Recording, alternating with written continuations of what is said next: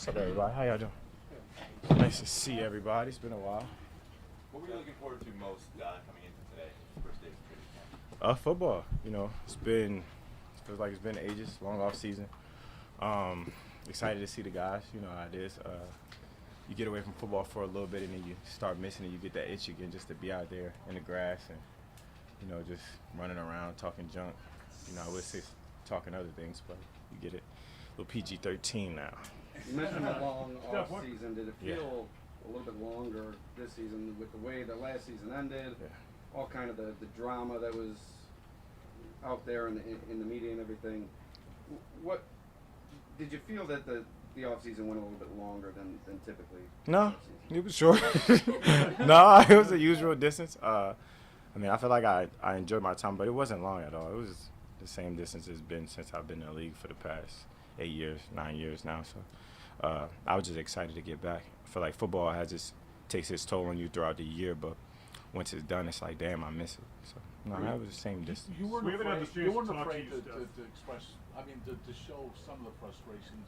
There was, or whether it was leaving the locker room after the game, and so that seemed to carry some kind of a narrative. I'm just wondering, and let the people in with some interesting tweets that you sent out, cryptic tweets.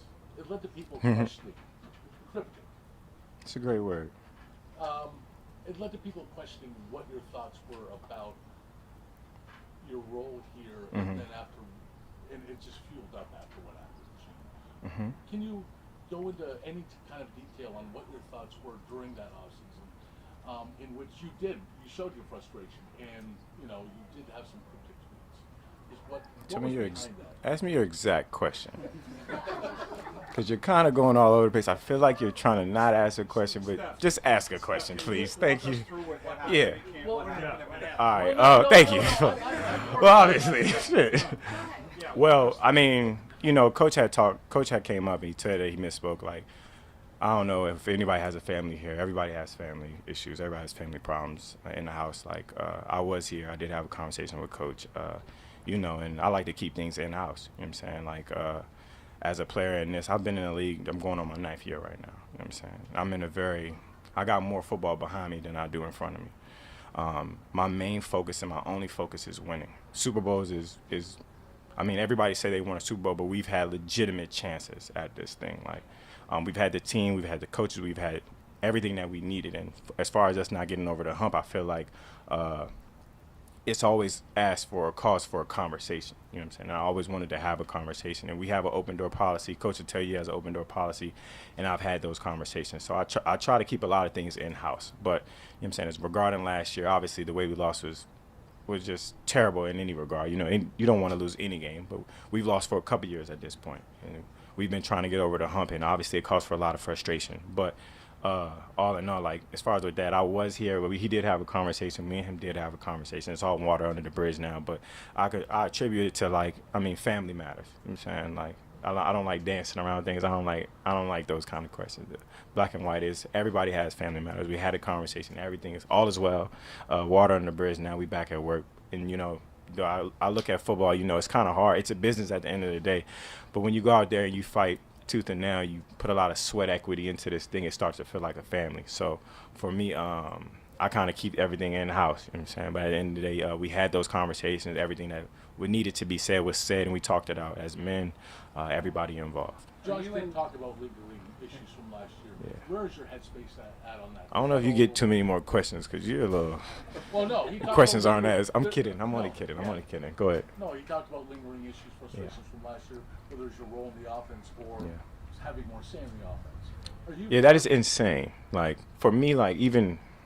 Josh said that. Yeah, I'm just saying, like, for me to just want more say in the offense is crazy because I play receiver. You know what I'm saying? Like, I don't care what play is called. You know what I'm saying? I can't get up here and say, call this. Like, it's a lot of outlandish, obvious things where people were throwing out there or people were saying, like, as far as, like my role, like, I've been a captain on this team for 3 years. There's no question about my role and who I am as a player, how hard I work. Like, those things never had question marks. And you can't say the same thing for a lot of people in the league. Like, as a player, who I am and what I am has always been represented. And what I do on a consistent basis, how hard I work, you can see it.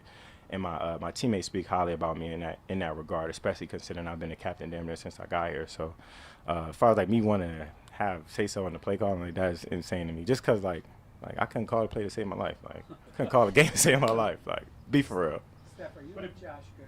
Yeah, that's my guy. Like that's why I say when it's family matters, like me and him have a conversation. Like I don't know if you got kids or you have like siblings, like y'all don't always get along, and me and him never did not get along. Like, you know what I'm saying? That's still been my guy. That's always gonna be my guy. So yeah, we're fine. Stefon, why did it seem to take until minicamp for those conversations to be had and all this get hashed out? You know, that's so long off season that he was talking about earlier. So I mean, I feel like it's a lot of time, and I mean, what do people do with out of time? Out of time gives you a lot of time to think about things, and you know, regarding at the end of the game or how things happen with the game, you can kind of like start mustering up like however you feel about it from your point of view or from your standpoint, and that's what it's made for. The off season is made for people to talk, and it's not a lot of football going on, so let's talk about things that's going on outside of football or how the season ended or this. So for me, I just feel like you know, it's such a long off season, so it took a little while. Steph, how does this team take the next step? Huh? How does this team take the next step? Just continue to grind. Like, I don't want to give you a vanilla answer, but shit, like, at this point, we've been doing everything that we can. We got the right pieces. You know, I feel like right now we're in a great spot, kind of like falling kind of like to that little underdog in the creases kind of role. Like, people might be counting us out or putting us in a spot where, you know what I'm saying, they might not look at us as good as we might be or could be. But I promise you, this team is damn near working hard. Today was the first day to get to where we want to go, and we just got to keep grinding. You know, obviously we had some bad luck here and there. You know what I'm saying? Things happen. Good luck for other side. So hopefully we get some luck too. Steph, does it add any pressure, Steph, you know, with just going through that, going to the playoffs? I mean, your first 3 seasons, having all the pieces put together, not achieving the goal, and obviously you guys back down being the underdogs in so many ways. Yeah, it's not so much of pressure. I just feel like the mindset of it is we always want to win, and kind of like I kind of flip it like, so when you see my frustration, it kind of makes sense. Like, we've been kind of pushing that a rock for some years now, and kind of like not getting that rock over the hill will frustrate you. You know what I'm saying? So I just feel like we want to come in from more of a human standpoint. If you ever had a job and you've been pushing at it for a long time, and it's just not turning the corner, you start to draw a lot of questions like, how can we do things better? And that's when I say, like, I don't have any pressure. I mean, I feel like the pressure comes from everybody else. Like, that's a lot of outside noise, but the grind is the grind, and we've been putting the time in consistently, you know, throughout my years since I've been here. So wanting to see things turn the corner, that's where that question draws, and that's where you see me having conversation. That's when I have a conversation at XYZ. Like, so I feel like that open door policy kind of like helps us, you know what I'm saying? And that's just how family works. At the end of mandatory minicamp, Josh described it as a teamwork issue. Mm-hmm. And is it fair to characterize, is that accurate, and does it involve your role in the offense and targets and that sort of thing? One more time, sorry. Does Teamwork. It involve he used the word teamwork to Yeah. describe it. I mean, did your frustrations, whatever you talked about, involve your role in the offense specifically and the number of targets? No, it's not necessarily, because I've been north of 100 targets through since my years getting here. If you look at the numbers, I've been north of 100, I think, every year since I've got here. So it's not about targets. It wasn't when I say teamwork, I guess when he attributed to teamwork, I guess it would be like, as we're out there trying to make things shake, getting on the same page consistently, you know, in those pivotal moments, in those moments where we're trying to, you know, make things happen. You know what I'm saying? Because, you know, last year we had like a real feast or famine kind of like time when we spent in the red zone, like where we weren't clicking on all cylinders. Like, we would have an amazing touchdown and then we'll have like a miscue. And I take a lot of credit for that, just as far as like, I mean, what could I do better? How much more time could I be putting in? So that's why I think in my regard, he's talking about like teamwork. Like, I could be a lot better for him, because I know, like, I always say I can't imagine how hard it is to be the quarterback. And to our eyes, he's amazing, and he's so hard on himself. So I just feel like I could be better for him, and I will. You mentioned that your confidence level in Ken Dorsey and his offense. What is my confidence level? I mean, last year we went 13-3. Like, come on now. I just look at it as, let's make it make sense. Like, if you don't have confidence in Dorsey, I mean, we went 13-3 in the regular season. And that's not easy to do for a first-year OC. He had a little bit of talent here at the quarterback position and some help. But 13-3 isn't hard, especially coming from the offense that we had previously with Dayball and everything. You know, he had a lot of success with us. So my confidence level is high. I just feel like those couple games that we did lose, we lost by like one or two miscues. You know what I'm saying? So for a first time OC, and I feel like he does everything that he can to put us in a position to win. And I love him. As far as like you seen him a little bit last year get a little wild in the booth, and from that standpoint, I feel like I love it. I feel like going into the second year, I hope it happens again. Steph, because of the way everything happened, I think there was also some people question if you wanted to be a Buffalo Bill going forward. Is that also outlandish or? Yeah, I mean, I feel like shit. I mean, the year before that, I told you I wanted to retire a Buffalo Bill, and like, I mean, it's more interesting to see how people run with a story. You know what I'm saying? And it's kind of unfortunate a little bit in my eyes because, like, damn, like, you know what I'm saying? I had the utmost love and appreciation for everybody involved, but you kind of start seeing people's true colors when, like, they might hear something or, like, I might not clarify. But I don't speak on anything I don't want to speak on. I feel like at the end of the day, I'm entitled to speak on what I want to. I'm an adult. You know what I'm saying? Like, even like with my kids, like I feel like, at one point you'll say I don't have to explain myself. You know what I'm saying? But for the people that support me and the people that love me, I'm always have the utmost appreciation for. But, it's kind of like in the smear campaign, it's never winning with me. You know what I'm saying? I would. You still want to retire a Buffalo Bill? 100%, sir. If that's, sorry, I didn't answer your question. Yeah. We need that on record. Yeah, there we go. I got you. Steph, what are your thoughts on Dalton Kincaid and the expectations of Gabe Davis ascending? Yeah. From what I've seen from the young kid, he's pretty good. It's pretty good. I don't know. I can't say much else. I only seen him one practice so far, but I heard great things. As I'm around him, I feel like he has some good energy to him. He's real cool, real mellow, and he's real fluid in the way he runs. So I like him. I like the way he's playing so far, but I can't say much. But Gabe Davis, I feel like Gabe Davis will have a breakout year. I feel like he had got nicked up a little early last year, but I think this year is going to have an amazing year. You know what I'm saying? He's damn near a wide receiver one in my eyes. I feel like if I wasn't here, Gabe Davis would be your wide receiver one, and it's something that I can hang my hat on when I say that. He's an extremely hard worker. He's a hell of a player. He's a blessing to be around. If you ever spend some time with him, you'll know. And I'm looking forward to this season from Gabe Davis. Steph, you mentioned earlier being on the same page with Josh. Do you feel like you're on the same page with Sean right now as well? Yeah, 100%. I mean, I also feel like I'm not a corner or a DB. It's not like I gotta, like kind of get some play calls from him. But from a standpoint of a head coach, I have the utmost respect for him. You know what I'm saying?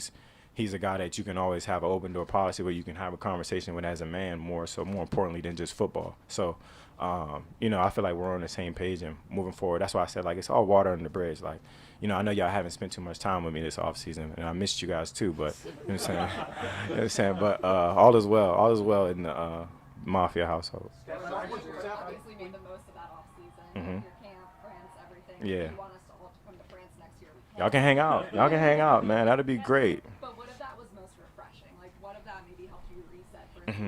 You know how much of a grind it is as soon as you get back here. Yeah, just spending that time away. It's crazy because as much as I spend the time away, I fly my trainer out there, so I still train. So in the back of my mind, I get up in the morning, got to get the grind in. But after the grind is over, the world's your playground, I guess. But for me, it's like this damn, like, people kind of saw me over there, and they kind of, I guess, they would start questioning my work ethic and my love for the game and if I wanted to do it. And I was like, this damn, like, y'all see me for damn near a decade. You know what I'm saying? Dedicate my life to football.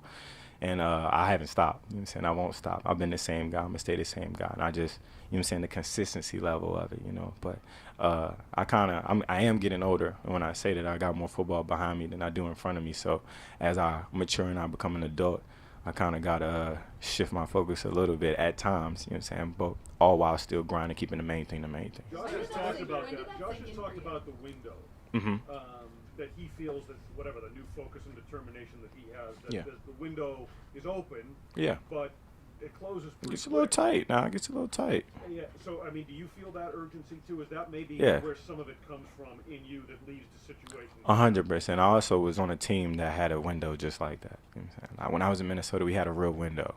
We had number one defense. We had a good offense, a good offensive scheme as well, great coaches.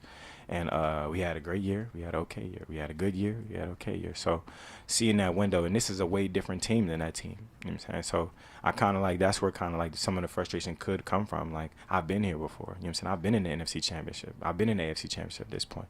Obviously, I want to take those next step and get in there. It's one thing. If I could just follow up with one thing. I got you. You mentioned the way people run with a story or whatever. Yeah. One of the narratives that came up were like, oh, here we go. Yeah. This happened in Minnesota. Yeah. Is it happening here? Is history repeating itself? I feel like it's a scapegoat, and when by that I mean that's an easy way to think about it. It's easily to say like, oh, it might be the same thing. But what is the same thing? What happened in Minnesota? That is the same thing. Outside looking in, you know what I'm saying? That's the picture you got. As far as like what happened there, like nobody really had no story. I never spoke on that either. You know what I'm saying? Like, it's easy to use that in this day and age of football or this time zone. This is not the 80s and the 70s. We live in a very, very different time zone of, you know, not only people speaking up or having opinions or having wherewithal of what they want from their lives. You know what I'm saying? And I feel like I'm human. You know what I'm saying? People having opinions of history repeating itself. Like, okay, you can easily say that. Okay, give me a real answer. You know what I'm saying? Give me a real answer, because up to this point, nobody has ever questioned a couple of things: my work ethic, my love for the game, what I am as a teammate, what I do on the field, how I impact the team. So it's like, what is repeating itself when you say that? You know what I'm saying? Because up to this point, nobody has ever questioned that. I've been the captain for 3 years. Tell me what's the repeating itself part. I would say to you the perception was that you essentially forced that trade from Minnesota, and the concern was you would try to do the same thing. Yeah, so we're all left with decisions. When you say somebody forced their way out there, like, you kind of still got a decision to make on whether you do it or not. And then, like, I'm contractually in agreements with people, so you don't really have a say-so on what happens and what doesn't happen. You know what I'm saying? So I feel like there is no power shift on that. Teams don't ever have to make a decision. So, I mean, forcing my way out anywhere is not my goal. You know what I'm saying? I don't feel like I have to at this point. I feel like I'm in a great space. I'm in a great place. I'm loved and I'm appreciated. You know what I'm saying? And at the end of the day, that's all I want. That's all anybody would want in any job that you do. I don't care what you do or who you work for. You want to be appreciated for what you do. You know what I'm saying? Until that happens, until that changes. And I feel like anybody right here at one point, if you ever feel unappreciated, you tell me what your next steps are. How much did that process of conversations reinforce the fact that you are appreciated and are heard? This whole thing. It's just more so having that open dialogue, you know, like the willingly to have a conversation. You know what I'm saying? Like I said, at the end of the day, I am a player. I'm a professional of a professional sport, but I'm human at the end of the day. Like, people forget we're human. You know what I'm saying? People forget, like, okay, I might be at Fashion Week, and that does not mean I don't love football. You know what I'm saying? It's just like, at the end of the day, I guess that scope of it, they make the window real small in what people want from you. Like, people want me to just be a football player and not do nothing else and, you know what I'm saying, live, die, breathe, and eat football. But it's a lot of life out there. You know what I'm saying? Like, for me, like, I love football. I've been doing this my whole life. Like, I've been playing since I was 5. Like, and I promise you, it's okay if I do something else. Like, I won't lose focus of the main thing, I promise. But I just feel like that's some of it, I guess. Steph, talk about the frustration. Mm-hmm. You know, near misses in Minnesota and here. Mm-hmm. Is this the most frustrated you were in an offseason? Nah, I wasn't frustrated this offseason. I had a great offseason. You talk about the frustrations of not being able to push that right. Oh, yeah. About not, yeah. I mean, damn, yeah, because I feel like we every year is gonna be like that. I just feel like every year is a new year, and you'll have a new level of frustration depending on how much you've done in the past and what's led up to that point. Like, you wanted so many good things to happen. Like, people forget last year. Like, we had a very traumatic thing that happened last year. You know what I'm saying? And, you know, football is everything. Football has been everything. And then we had something so traumatic happen during the season. People just let it, like, kind of like roll off their back at this point. Like, nah, like, we were there and it was real. So in having an appreciation for the sport and everything that happened up to that point, it was a Cinderella story that didn't happen. You know what I'm saying? We had some things happen that we were going to the Super Bowl. We got all the motivation and it didn't happen. And that's why I said, like, at the end of the day, being frustrated is real. Like, having things like that happen and you want the best for your team, you want to be in a Super Bowl, you want to make that run, like, it's human to be frustrated at the end of the day. So for me, like, yeah, like, I got frustrated, but after it was done. I was like, shit, well, back to the drawing board. So, you know what I'm saying? It's always a new level of frustration. On that note, seeing DeMar Hamlin out there, you mentioned the traumatic experience, seeing him out there, another step in his recovery, hopefully toward reclaiming his spot on the roster. What was that moment like for you? How many emotions were running through you and the guys? Well, it's not so much that, because I saw DeMar in the offseason. You know what I'm saying? I saw him a couple times. Like, he was healthy, running around, and having the appreciation level from the human aspect. Like, it's easy to come in and say, like, okay, he's back on the football field. But to just see him every day living, breathing, laughing, and having a good time is really where you have your eye opening. Like, damn, look at that. God's good. So it's not so much on the football end. Like, I'm more so considering or appreciating the person. You know what I'm saying? And you, like I said, people lose sight of that. You know what I'm saying? Like, when you bring up football, it's like, this damn, no, he had like a charity game. He came to my basketball game. Like, he was out there running around hooping. So when I saw him, that type of stuff brings more smiles to my face. But I'll have like a little extra smile if he gets back to doing what he loves to do at a very high level. Of course, I'm going to be one of the main people cheering for him. But from the human standpoint, I'm just happy the guy's alive. How cool was it to see your brother get paid? Oh, man, Honey Bun Club. I'm not going to say it, but he could buy me something. Y'all have a good one.